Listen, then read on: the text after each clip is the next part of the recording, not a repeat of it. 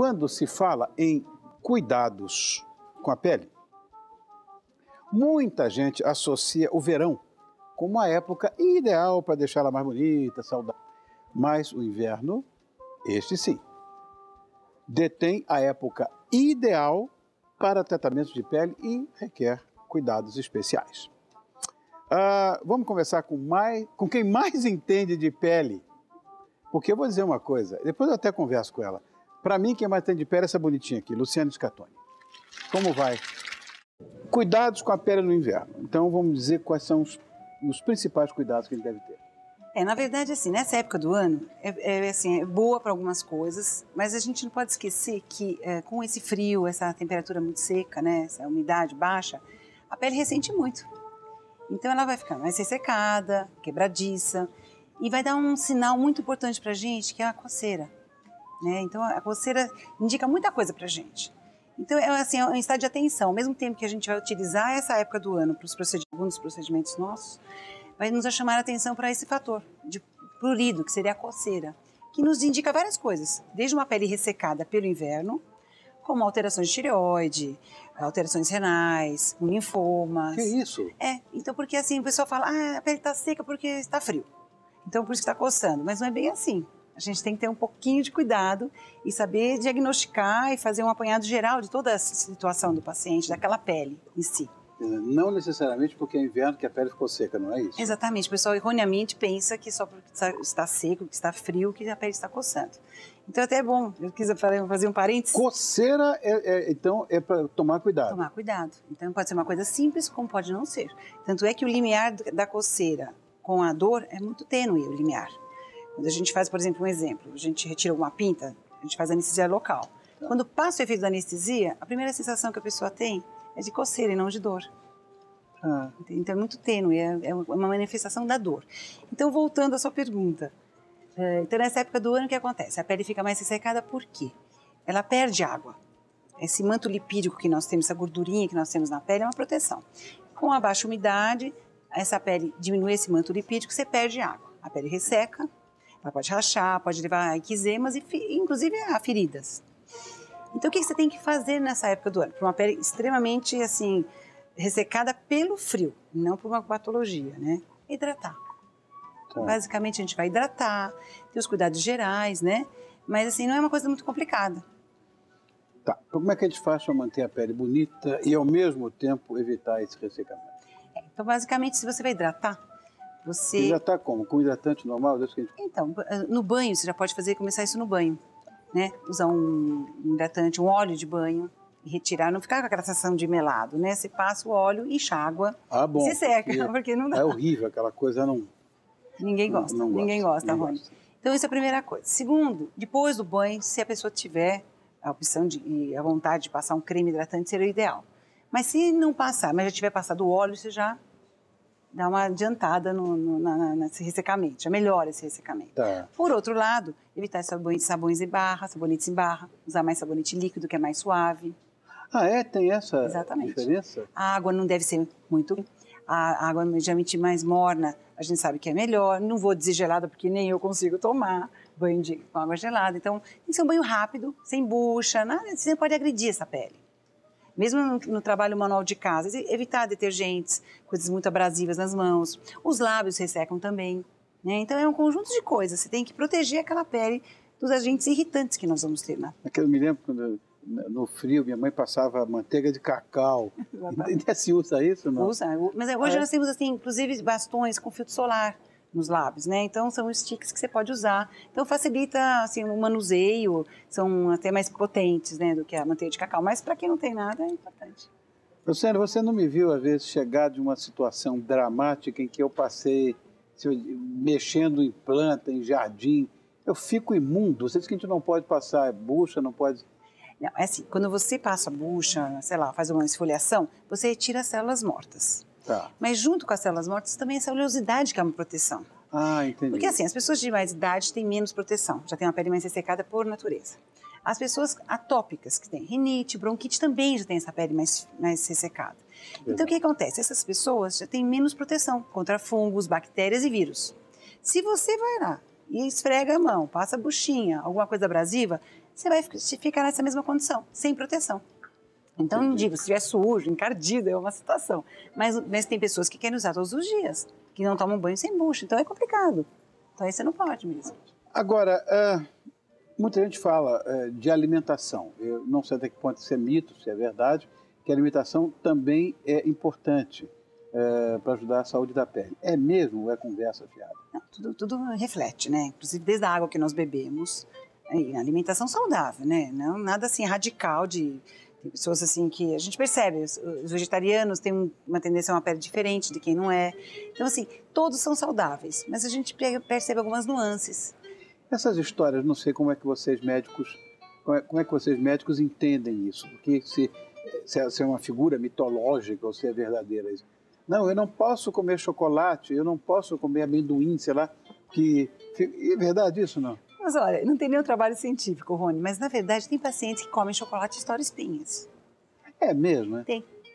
Assim, a gente não sabe até que ponto é real, mas existe isso. Como, por exemplo, um fato que é comum, assim, no período menstrual, a mulher ter acne, por causa da parte hormonal alterada. Sim, é outra coisa. Agora, na parte de alimentação, da gordura que você come, ter dessa alteração também, a gente não dá para comprovar. Porém, o estresse está muito relacionado. Eu digo que os meus vestibulandos são todos com acne, pela idade que propicia e pelo estresse vestibular. Então, isso interfere bastante, porque a gente já sabe que a acne tem uma tendência também genética, né? Sim, mas... Quer dizer, alimentação, assim, quando a pessoa reclama, refere que piora, a gente fala, então evite. Mas a gente não pode proibir. Mas tendo uma alimentação saudável... Saudável, frutas, verduras, uma alimentação que o intestino funcione bem. Agora, fundamentalmente, você tem que cuidar da pele, né? Então, o que você vai fazer? Você vai limpar essa pele, você vai hidratar essa pele. Então, você não vai deixar com que haja um ressecamento acentuado. Então, você tem produtos sem álcool, né, para não ressecar demais. Você não vai poder usar alguma coisa muito oleosa em quem já tem a pele oleosa, porque você não vai propiciar uma oleosidade maior. Quer dizer, então, você tem que saber dosar e saber ter uma orientação adequada. Eu abri a nossa conversa dizendo que o inverno era a melhor época para se cuidar da pele. Isso está na pauta, me passaram isso. Eu não sou médico, você sabe, mas eu queria uma explicação. Por que o inverno é melhor para cuidar da pele? Por vários motivos. Primeiro, os procedimentos dermatológicos, né, geralmente envolvem retirada de pintas, de manchas. Isso é a parte voltada até para uma parte meio estética, atendendo a prevenções, né? Então, o que acontece? Nessa época do ano, a pessoa vai ficar com... Se a gente fizer um procedimento, vai ter mais crostinhas, vai ter assim, uma sequela do que a gente vai tratar. Geralmente ficar com casquinhas ou descamando por causa de um peeling. Tá, não vai para o sol, né? Então, assim, mas o sol nessa época do ano é perigosa. É perigoso o sol nessa época. Então, o que acontece? Você vai ficar mais escondido, você não vai estar tão em evidência, vai estar mais coberto. Então, se você tiver alguma coisa no corpo, você vai estar tapado, não vai ter por que se expor e correr o risco de você se expor ao sol e manchar a pele. Então, você vai ficar mais recatado. Então, você não vai ficar tão evidente. Entendi, por isso, então. Você se trata e pronto. Agora, lógico, você vai fazer um peeling mais profundo, você não vai se expor ao sol, você não vai poder viajar. Então, você tem que aproveitar essa época, se bem que o nosso inverno está tão atípico. Medíocre, né? A gente não pode afirmar. Hoje não tem mais época do ano. Assim, a gente faz programação conforme a agenda do paciente. É a melhor coisa. Quais são os melhores tipos de tratamento? Olha, basicamente os peelings, né? A cauterização de queratose, porque tem lesões pré-malignas. Vamos explicar o que é queratose, o que é isso que você está falando. Queratose são lesões ásperas que aparecem no corpo e que elas podem propiciar um câncer de pele. Tá. Então, é muito bom você fazer um peeling médio, fazer uma luz pulsada, uma terapia fotodinâmica. Por quê? O que são? Coisas que vão cauterizar aquela pele. Entendeu? Então, nessa época do ano é muito propícia para isso. A pessoa vai ter que ficar realmente meio escondida uma semana, porque vai ficar bem queimada aquela pele. Agora, retirada de pintas, né? O pessoal tira bastante.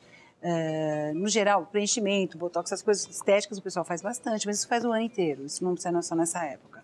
Então, basicamente, as coisas invasivas a gente faz no inverno. Os dermatologistas falam muito em tipos de pele. Pele oleosa, pele mista, pele não seca. Qualquer tipo de pele pode ser submetido a um tratamento? Pode. Agora tem um detalhe. A pele que normalmente já é mais seca, ela tem uma tendência a tudo que você fizer assim, agressivo na pele no inverno, acentuar mais. Então, por exemplo, é muito comum, por exemplo, eu fazer um peeling no verão, a paciente não queixar. Mas se eu fizer no inverno, ela vai queixar que irritou ou que descamou muito mais do que no verão. Porque a pele já estava seca, então ela tem uma absorção maior. É interessante. Então, essa época... Potencializa a ação do Essa ácido. época que nós estamos vivendo aqui em São Paulo, esse absurdo, parece o deserto do Saara, é péssimo para esse tipo de... Você tem que tomar cuidado, você tem que saber dosar. Você não pode fazer, porque é inverno, pode fazer tudo. Não pode. Não pode mesmo. E a gente não pode esquecer do sol, né, Rony? Sim, lógico. O sol tá aí, o pessoal esquece, mas é inverno. Por que esse sol é pior que você falou, esse sol? Não é que é pior, o Inverno. pessoal não cuida, né? Por exemplo, na cidade de São Paulo. Se você olhar, a gente até conversou isso numa outra pauta, a respeito daquele índice de ultravioleta que tem em alguns jornais. O pessoal consultar durante o dia, durante o ano todo. Inclusive até assistiam, não sei se eles colocaram, acho que eles puseram alguma coisa na... Tá aí no ar, ó. Eles puseram. Porque, ó, você pode ver que é um índice alto ainda. Apesar de ser inverno, tá fresquinho, você pode até pôr um agasalhinho no final do dia, mas tá alto, você tem que ter proteção solar. Você não pode deixar. Então, quem tem dúvida, deve consultar o jornal, o site. Por quê? Porque você vai ter uma orientação. Então, não é porque é inverno que você não tem que proteger do sol. Tem ultravioleta, é cancerígeno, vai desencadear câncer de pele. Então, você tem que cuidar nesse sentido também, não só na mesa de hidratação. Interessante essa história, porque eu, por exemplo, tinha a visão, quer dizer, equivocada, de que para cuidar de pele, bom era o verão. Que era o inverno. Não, que era o verão para cuidar de pele. Eu achava que era no verão. Então, mas com o sol, assim, a pessoa não quer. Todo mundo quer ir para a praia, todo mundo quer tirar férias maiores. Então, a pessoa quer mais aproveitar. Agora, são diferentes os cuidados que ele tem que ter no inverno e no verão? Muda alguma coisa? Basicamente, hidratação, os dois. No inverno, você usa um hidratante mais potente. No verão já não é necessário, porque o próprio calor propicia a glândula sebácea a produzir gordura. Então, a sua pele já está mais hidratada por natureza. Então, você não vai poder passar uma coisa muito cremosa, uma coisa muito mais potente, mais oleosa, como no inverno. Então, no inverno são produtos mais oleosos do que no verão. No verão, você usa loções, géis, enfim, uma coisa mais suave, um sérum, que é bem liquefeito. Filtro solar. No inverno tem que usar? Tem. No verão tem que usar também e um fator maior. Tá? Sempre um fator maior e com proteção física. Boné, chapéu, camiseta. Mas como é que o cara vai fazer? Luciano, o cara vai para a praia, vai de pullover, suéter, Olha, mas chapéu. vou falar, aqui não é cultura no sul e sudeste, né? Mas no nordeste, quando se você for na praia, a maioria usa manga comprida, sabe? Eles se cuidam mais do que a gente aqui no sul. Interessante, a região norte do país é muito mais precavida nesse sentido, eles são acostumados.